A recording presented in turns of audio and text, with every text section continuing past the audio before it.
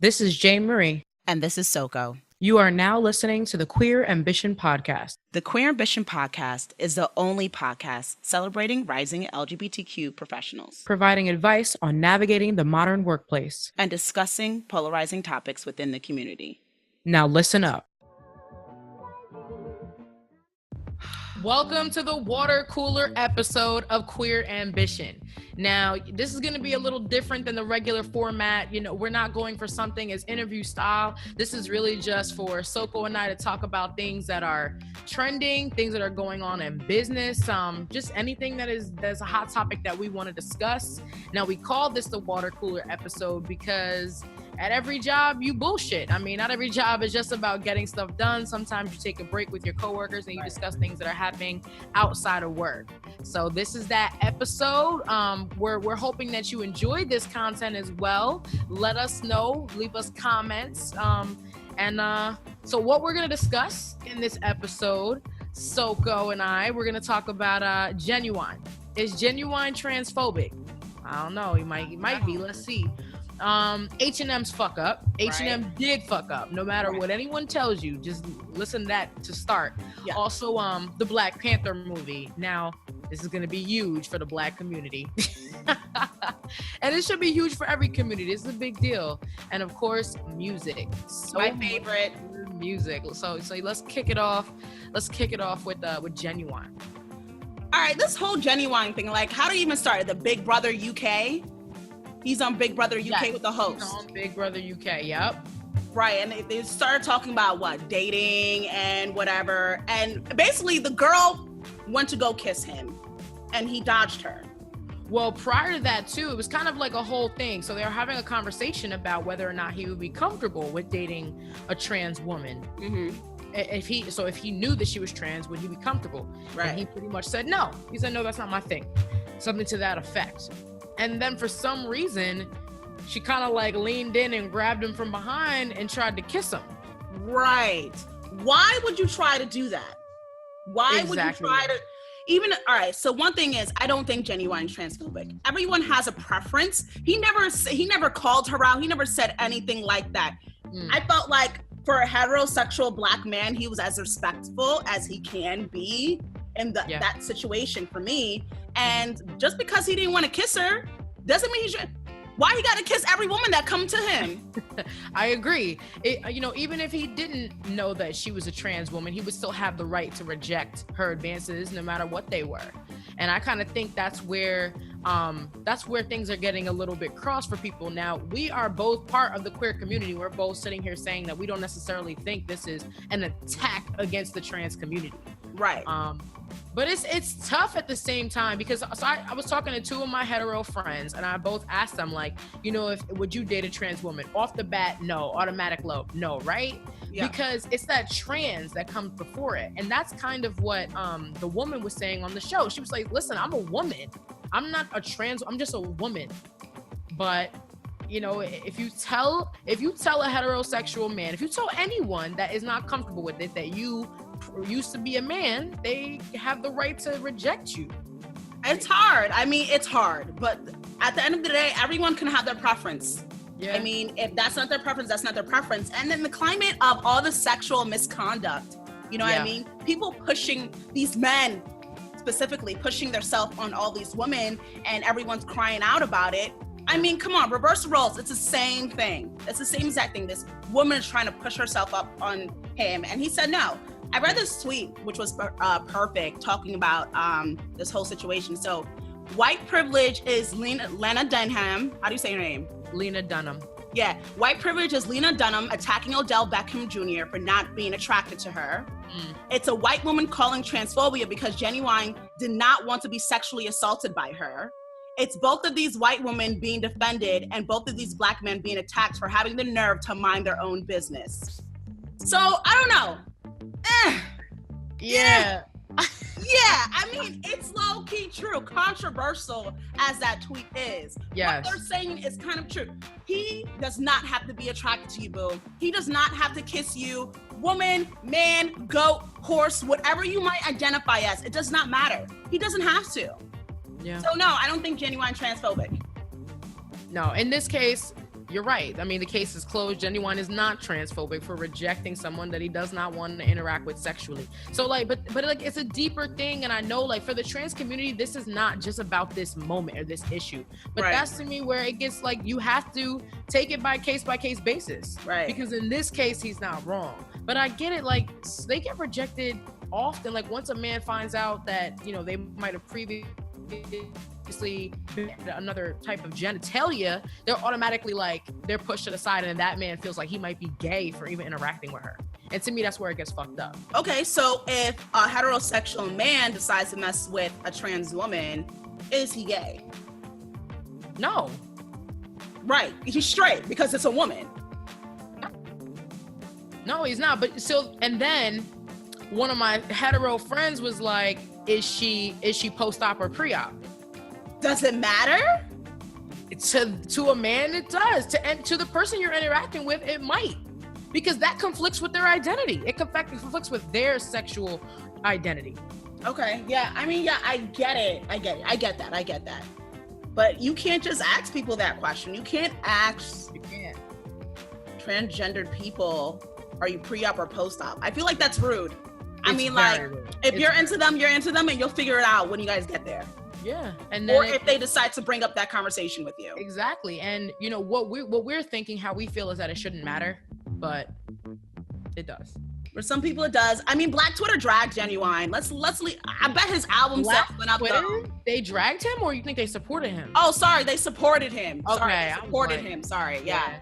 And I know his album sales probably went up because you know he's kind of been. Dude, he was a trending search on Apple Music that day going in. I was bumping Differences on the way home. No lie. Exactly, because any other day you would not be listening to Ginuwine. Nope. So speaking of like things that get people Googling something and talking about something more, is H&M's fuck up, right? They released a shirt with a black boy posing in it that says "coolest monkey in the jungle." Yeah. All right. To me, it's like, nah, H&M, with all the racial climate right now, with everything going on right now, there's no fucking way. There's no way that shit slid through your marketing team without someone saying, that doesn't seem right. To me, it's like they almost did it on purpose. They probably thought it was some progressive type shit. They were like, oh, it's all right. You know, it's 2017, 2018. Nobody's worried about black people being called monkeys anymore. Nah, it's still insensitive. You're absolutely right. It was a big fuck up, but there's nobody on H&M's Swedish-owned company marketing team that is black. I'm telling you right now. I'm sorry. There has to be. There has to be someone in there who has fucking common sense. Mm-hmm. I know people were talking about the whole monkey thing comes from like the American culture and the slaves and whatever. Nah, bruh. That shit is worldwide. I'm sorry. You're right. Do you remember when Barack Obama was president and in a Chinese newspaper, they had this figure of his face like on a monkey's body, where they made his face to be like a monkey's? So like, this is worldwide. You're absolutely right. This is like it's the stigma. It's a stereotype. It's terrible. It's racist as fuck. It's terrible. But I mean, so listen, the mom says, you know, this just broke today, I believe, that the mom says that she doesn't care about it and everybody needs to get over that shit. Which I think, what was your source? Where did you read that at? Because I read that from New York Post, and I don't know if I can believe that. Instagram, so it definitely might not be true. Yeah, because get over it. I mean, she's getting paper. She's getting paper for making her son a fucking monkey for H&M. Yeah. So Steve Harvey did a comedy skit years ago. I think it was like the 90s, where he goes, you pay me $4 million. I'll be a monkey for you any day. Come on. Nah, we can't do that. We can't lessen ourselves for money. So H&M issued an apology. I'm going to read it. It's really short. Okay. We would like to put on the record our position in relation to the image and promotion of children's sweater and the ensuing response and criticism. Our position is simple. We have got this wrong and we are deeply sorry. We strongly believe that racism and bias in any shape or form, deliberate or accidental, are unacceptable and not in line with our values. We completely understand the criticism and we agree with it. We have taken down the image. We have removed the garment from sale. We are now investigating internally to ensure this cannot happen ever again. H&M, save it. Save it. Save it. Take that shit back, light it up, throw it in the fucking garbage. I don't want to hear it. But I know what people are investing in right now, and that is the Black Panther movie. The Black Panther movie. Okay, so the Black Panther movie is going to be the blackest weekend ever. Literally, there's a Facebook event. Yeah. No, get out. In Atlanta or in general? I mean, it might be just Atlanta. Atlanta. But there's literally Atlanta. 20K people that are in this Facebook event for the blackest weekend ever. Literally, they have a whole fucking lineup for the release of the Black Panther movie. What's the exact date? Is it February 15th, 16th? Yeah. February 15th, 16th at midnight, Black Panther movie comes out. I mean, bruh, I'm dressing in my fucking African garb, head wrap. I'm wearing the whole fucking dress, bruh. Get out of here. Get out of here. I'm gonna be looking like Coming to America, bruh. The whole fucking thing. Yo, you're mad dumb. No, but I get it. Like, I'm not gonna lie to you. At first, I was a little upset. I was like, why does it have to come out in February? Of course, right? Cliche as fuck. Why does it gotta be February? But then my friends were like, I commented on one of my friends' posts, like, why did it have to be February? He was like, I don't really care about how you feel right now. I'm gonna just need you to go see this movie. Straight up. I was like, all right, you're right. I'm gonna take my ass to see this movie. It's true. It's true. So what are you most excited for? Because you watch superhero movies. So I love superhero movies. And let me tell a story real quick. So like, I was with my friend last night, and I was on Facebook on my phone, and I was like, yeah, we gotta go see that Black Panther movie. And she was like, oh, I never even seen the trailer. When does it even come out? And I'm just like, I legit, this eye shed a tear. This left eye shed a tear because I was so upset at the fact that she had no idea when this movie was coming out. You must be living under a rock, your friend. Under a rock or something. Your friend doesn't have friends. Like you're not a friend. I was like, you don't have good friends. You have no friends right now. None. Because if you don't know when this movie is coming out. Anyway, what was I saying? What's the whole point of this? Black Panther. You were talking about how you were out with your friend. She didn't know it was coming out. Yeah, I mean, so like, if you guys haven't seen the trailer, watch a fucking trailer. What I'm most excited about is just to see superheroes that are fucking black, that I'm loving that right now. Like, I went to this event in Atlanta where this small business owner owned a black comic book store that had all types of comic books that were African American. Like, it made me like jump up inside. I was just so fucking excited to see that because that's just important. And this movie is important to the fucking culture.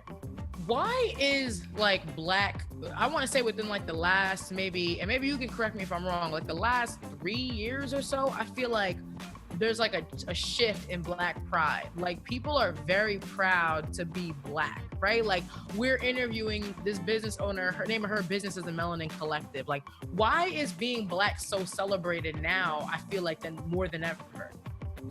I think it's because when times are hard and when times are rough, we come together and we show like, yeah, we're black and we're going to be proud of it, in times of the Eric Garner or the Trayvon Martin and all this police brutality against, I really think that is the reason why black people are just like, yeah, fuck that. Black pride all day. If no one else is going to be proud about me, I'm going to be proud about myself.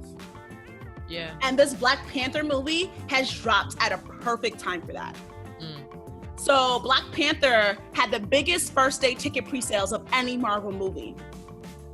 That's what happens. When you do things for black people, we fucking support. That's what I'm saying though. We don't know what this movie is going to be like. This movie, it could be terrible.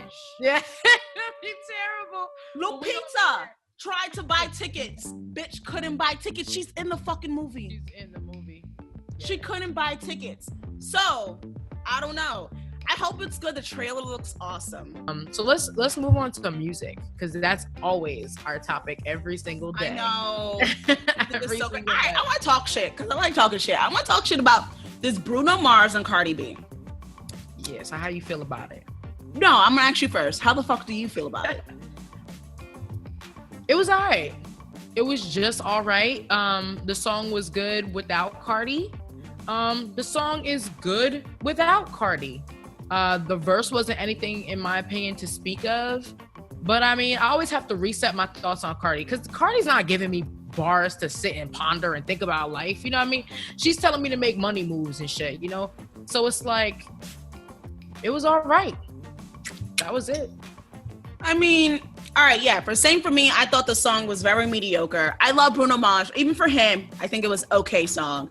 Cardi B did not need to be on it. But I think people really liked the video because it was a 90s feel video. I was not impressed. And go ahead. Say what you want to say. Because we talked about this probably a year ago, where this man got an Innovator Award. And I was like, for what, dog? For repeating everything that has worked in the past? It's like, okay, I know the 90s are popping. I'm about to go to a 90s bar crawl. I just got a 90s outfit. The 90s were popping. I get it. But it's like, why does he like resting on this nostalgia? Like to me, for Bruno to do something different, it would be to do something for today. That would be different. I mean, I think he just really likes that type of music. For Bruno Mars, like, I'm not gonna knock him for wanting to make like old school 90s or even 80s or even 70s types of music, because that's what he does. And I feel like that's the genre he's always kind of done. And he likes it. And what I love even more is he gives praise to the people who deserve praise for creating that type of music. So, all right. I mean, keep doing the damn thing. All I'm saying is I could have done without Cardi B's verse on that. Like, it was corny. And sorry, that shit was whack. So let's identify this, right? So Soko's not the biggest fan of Cardi. No, I like Cardi B. Don't do that to me. I like Cardi B. All right. Well, she was doubtful. I mean, there's still a lot of doubt, in my opinion. There's still doubt lingering on that. But I do like Cardi. I think that Cardi has become a machine. If you just notice, like, the way the trajectory is going, she was on Rolling Stone. She's been on Jimmy Fallon. Like, there's a lot of pressure being put on her for that next album. There is, and I she feel needs to like deliver. All that pressure is like making her try too hard. It was an easy thing, right? You pair Bruno, who's already hot, with someone who's super hot, flaming hot. You know, you get the spins, you get the streams, you get the purchase, you get the downloads. It's an easy win. That's true. It's an easy win. Yeah, it feeds the machine. Have you heard the song on the radio yet? Nah, I won't. I don't think I will. I haven't heard the song on the radio, not once. And I haven't played it since the first time I watched the video. I'm gonna be honest. I've only watched clips of it. I never watched the whole thing because I was just not interested. But let me see. I want to see how many views this has on fucking YouTube right now. Come on. No, it probably got a hell of views because people are interested. Last time I checked, it was 44 million. 57 million views. And it'll go up. By the time we're done with this conversation, it'll go up another million. You know what else? How do you feel about Bartier? Okay. I felt like that song could have had potential, but it's just like Offset Cardi. Offset. Why we gotta talk about Offset in every song? Yo, so you listen. I know you listen to Joe Budden. So Barty and Cardi and Cardi. Oh man, that's all I hear when I listen to it. It's just the Barty and Cardi. Offset. Cardi. I have no idea what she's saying. Okay. And all I know is, but it sounds good. Offset. This song, Offset. I know that's your boo. I know, but you don't need to ride on his dick to get yourself famous. You're already famous, boo. You're probably bigger than him. Yeah. Use yourself. Solo, she is. You are bigger than him. Yeah. Use yourself. You can do it. And you know, don't get me wrong. You say I like Cardi B. I really do. Bodak Yellow grew on me. I really like that song. That became the anthem. You know what I mean? But I'm expecting Cardi B to do more than what she's doing right now. I want her to do more. You know, I want her to be what Nicki Minaj was supposed to be. So, have you listened to any of the mixtapes? Cardi? Yeah. No. Right? They're all right. I think they're good. To me, they're different than Bodak. She's doing a little bit more rapping on the mixtapes than on Bodak. Bodak is very, there's a cadence. It's very plotted, and there's not much to say. There's not many lyrics there. As far as will she be better than Nicki? Nicki's a powerhouse. We don't want to give her the credit, but she's a powerhouse, bro. She is. I don't know. Cardi, boo, you got what record label is she on? Atlantic? They got money. You can get writers. People can help you. You think she should get ghostwriters? I mean, everyone has ghostwriters. Drake has ghostwriters. Nicki has ghostwriters. Lil Wayne has ghostwriters. I'm sorry, everyone has ghostwriters. Kanye has ghostwriters. Let's stop. You're right. It's a collaboration. Art is a collaboration. That's what they're doing. They collaborate. Speaking of Lil Wayne, your boy, I remember him that was your man back in the day. I loved Lil Wayne. Did you listen to Dedication? No, is that new? Yes. No, I'm off Lil Wayne. I know. It was like I was on Lil Wayne when it was like Pussy Money Weed, on his mixtape, Smoking Section. You know, them shits was dope. Hello Brooklyn. Yeah. Yeah, like mixtape Lil Wayne, and then Carter 3. Carter 3 was dope. Well, this is Dedication 6. It's a mixtape with DJ Drama. You know, he's rapping on other people's beats. Yeah. It was all right. It was all right. It was nice to hear his voice again, to be honest. That was the best part, was just to listen to him spit. I played it twice at the job. I was just listening to it just to hear him. It was just nice. Yeah, was it like nostalgic? Like it brought you back to like all the times we used to listen to Lil Wayne? Yeah, and also he's changing. What he's talking about is changing. I mean, he's still talking about drugs, let's be real. But in terms of like the way he's rapping is different. He was coming with the punchlines back in the day. This time it's a little different. He's doing a little bit more storytelling. Things are like, connected a little more. But interesting. Right. Interesting. Yeah, give it a listen when you can. I'll definitely take a listen. I'm gonna take a listen right after this, actually, because I love Lil Wayne. I still have a poster of him rolled up in my closet. It was like velvet, right? Yeah, it was velvet. I remember that. Like, a velvet poster of this man on your wall. So I saw this headline, bro, and I was on the floor. I saw this headline. It said, Justin Timberlake rebrands as a white man. That was the headline, bro. Justin Timberlake rebrands as a white man. So, of course, the joke here is that he is a white man already, but we know that he's been doing a lot of borrowing, right? He's been a culture vulture of sorts. He has. He's definitely a swagger jacket. But like, how can we blame him at the same time when his biggest producers are Pharrell and Timbaland? Of course, it's gonna sound like some blackety black ass music. Right. But apparently, he's going for a different flow. Did you listen to the first track? No. Yo, come on. You didn't listen to it not once? Filthy, I think it's called. Filthy? I mean, I read the article of Justin Timberlake rebranding as a white man, and I saw that shit of him in the woods. It's getting earthy, one with nature. Because when you rebrand yourself as a white man, you must be in the woods. Yes, you hike and you hunt. Hell no. I'm tired. I'm sorry. I'm tired of these white people trying to ride this fucking train of black greatness and then dropping it when it's convenient for them. I don't have the convenience of trying to be black when I can. Miley Cyrus. Yeah. Pink, you thought she was black when she first came out. I did. I thought she was fair skinned. I thought Pink was black. There you go. Look it. That's because I let you. Exactly. Yep. So like, I'm just tired of these. Okay, Lady Gaga did not do it as much, but Lady Gaga kind of like had all this pop thing going on. And now what, Joanne with the fucking cowboy hat on? What is this, like return back to your roots? What? You like that album? I really like that album. Yeah, I did. I'm dead. I am dead. Why'd you like that album? You like them on the banjo? You like it was super folksy. I liked it. I mean, I like Lady Gaga.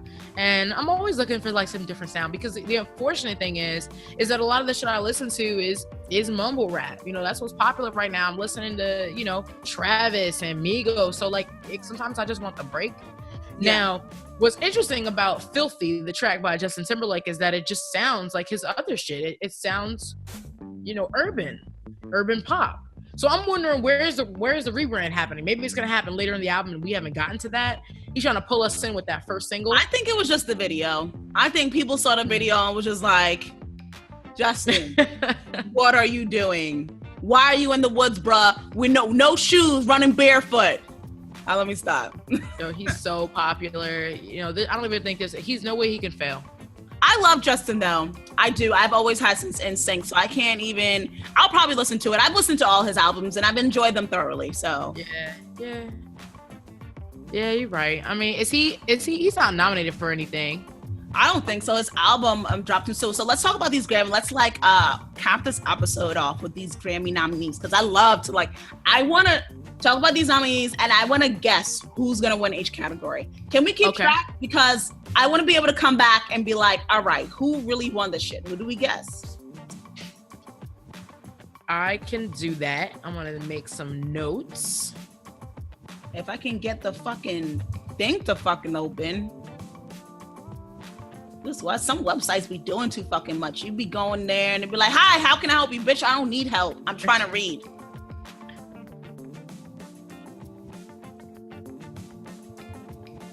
So there you go, looking pitiful. That's in my head now. I used to love Pink though. I'm not gonna lie. I still do. Same. I still love Pink. Yeah, she's still good. She's great.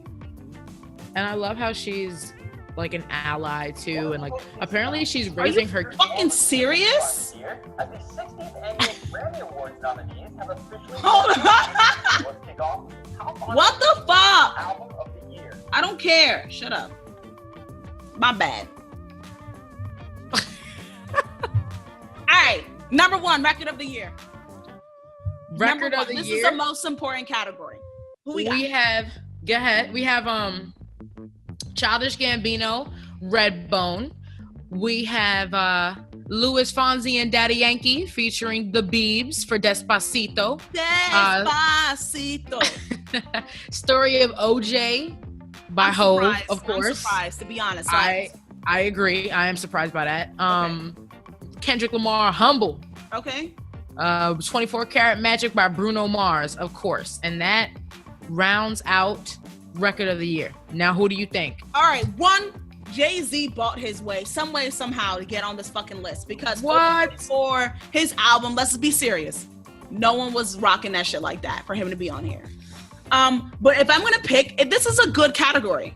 I mean, the picks are very good. And I'm going to go with Bruno Mars, 24K Magic.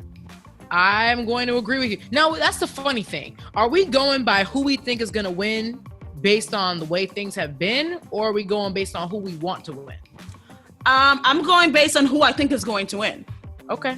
All right. Who I want to win? Bruno Mars, 24K Magic. I think Despacito.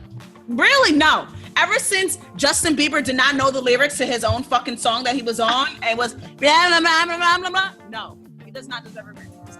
I think that was more on Justin though. I don't think that they should, go down for that. Honestly, I wish it was up without him, but it only got really big when he put on it. So I don't think Justin Bieber's ever won a Grammy though. No, yes he has. He has to have won a Grammy. I don't think so. Hold on. All right, I'll say we're gonna check it after. Go to the next category while I research this.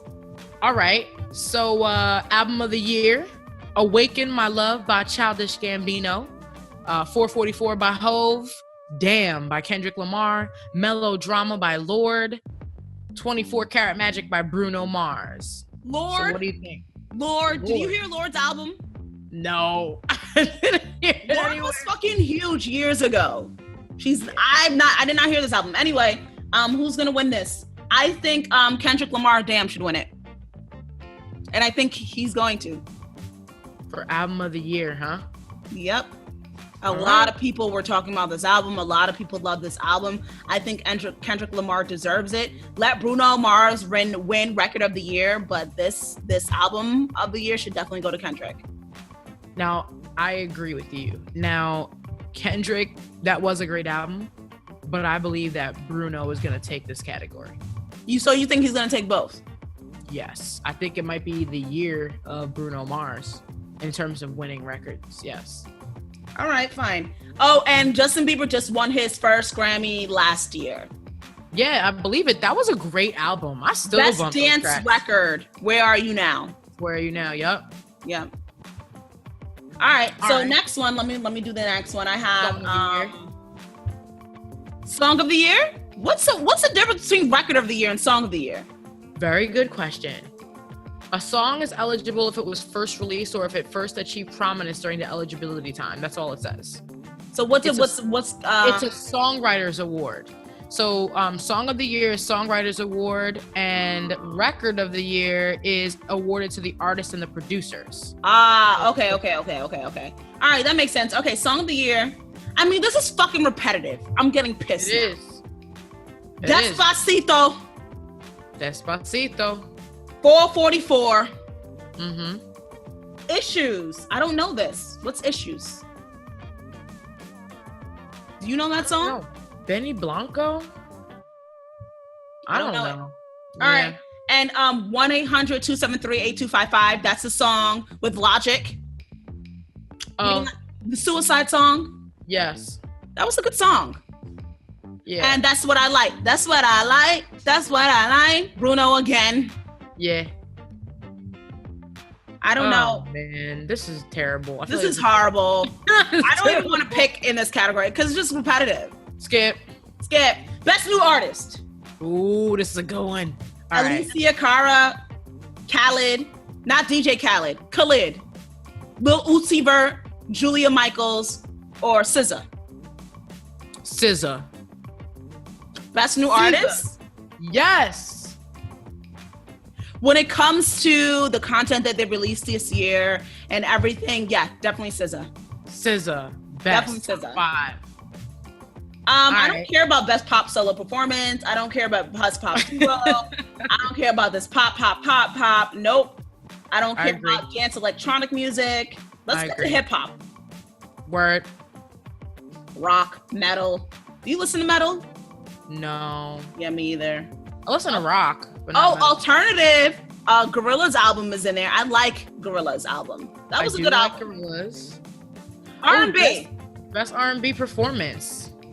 Ooh, Daniel Caesar, Get You, Kalani, Distraction, Ledesi, High. Ledesi, yep. Bruno Mars, That's What I Like. SZA, The Weeknd. Okay, yeah. Who do you think is gonna take this? I'm so over Bruno Mars now. You better get used to him. SZA. No, I don't think she'll win this. No, she's not gonna win. What am I thinking? Bruno Mars is probably gonna win. Bruno Mars is gonna win this. Mm-hmm. This is fucked. Let's not do that. Let's not do this. This is all silly. I mean, like, this just shows you. Oh, best urban contemporary album, Black, is on here. Oh, okay, you like him. I love Black, but I'm pissed that Childish Gambino is here again. I'm over it. You guys have good publicists and fucking agents. Thank God, because that's why your names are all on this fucking list, and I'm over it. Well, this has been the water cooler episode of Queer Ambition.